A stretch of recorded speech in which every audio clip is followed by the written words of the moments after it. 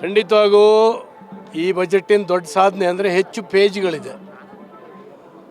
ಇದುವರೆಗಿಂತ ಜಾಸ್ತಿ ಪೇಜನ್ನು ಈ ಸರಿ ಕೊಟ್ಟಿದ್ದಾರೆ. ಮತ್ತು ಸಿದ್ದರಾಮಯ್ಯನವರ ಒಂದು ಹೊಸ ದಾಖಲೆ 16ನೇ ಬಜೆಟನ್ನು ಮಂಡನೆ ಮಾಡಿದ್ದು.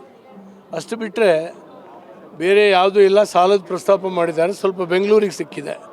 ಬಿಟ್ಟರೆ ಬೇರೆ ಯಾವುದು ಗ್ರಾಮಾಂತರ ರಸ್ತೆಗಳು, ಸೇತುವೆಗಳು, ಕಾಲ್ಸೇತುವೆಗಳಿಗಂತೂ ಕೊಡಲೇ ಇಲ್ಲ.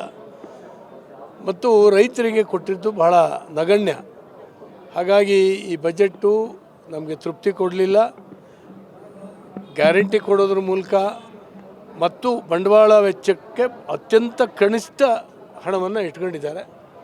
ಅದರಿಂದ ಈ ವರ್ಷದ ಇದು ಕೂಡ ನಾವು ನಿರೀಕ್ಷಿತ ಮಟ್ಟದಲ್ಲಿ ಇಲ್ಲ. ಸರ್, ಅಲ್ಪಸಂಖ್ಯಾತರಿಗೆ ಔಟ್ ಆಫ್ ದಿ ವೇ ಹೋಗಿ ಕೊಟ್ಟಿದ್ದಾರೆ.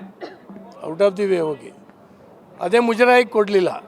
ಸುಮ್ಮನೆ ದೇವಸ್ಥಾನದ ಬಗ್ಗೆ ಪ್ರಸ್ತಾಪ ಮಾಡ್ತಾರೆ. ಅವರ ಸ್ಯಾಲ್ರಿಯಿಂದ ಹಿಡಿದು ಪ್ರತಿಯೊಂದನ್ನು ಕೂಡ ಜಾಸ್ತಿ ಮಾಡಿದ್ದಾರೆ.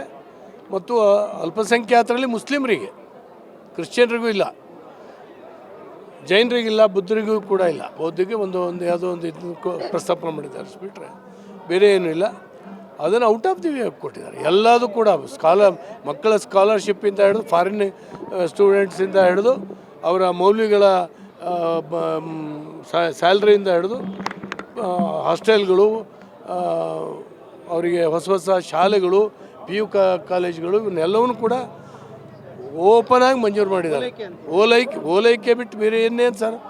ಇಡೀ ರಾಜ್ಯದ ಬಜೆಟನ್ನು ಒಂದು ಸಮುದಾಯಕ್ಕೆ ಹೋಗಿ ಕೊಡ್ತೀನಿ, ತೃಪ್ತಿಪಡಿಸ್ತೀನಿ ಅಂದರೆ ಒಟ್ಟಾಗಿ ಬದುಕಕ್ಕೆ ಬಿಡೋದಿಲ್ಲ ಇವರು. ಸರ್, ಬಿಜೆಪಿ ಅವರು ಮೊಸರಲ್ಲಿ ಕಲ್ಲು ಹುಡುಕುವಂತ ಕೆಲಸ ಮಾಡ್ತಿದ್ದಾರೆ. ಅವರು ವಿರೋಧ ಪಕ್ಷವಾಗಿ ಬಜೆಟ್ ಅನ್ನು ಹೊಗಳೋದಕ್ಕೆ ಸರ್, ಮೇಡಮ್, ಮೊಸರೇ ಇಲ್ಲ, ಪೂರ್ತಿ ಕಲ್ಲೇ, ಹುಡುಕೋದೇ ಪ್ರಶ್ನೆನೇ ಇಲ್ಲ ಅಲ್ಲಿ.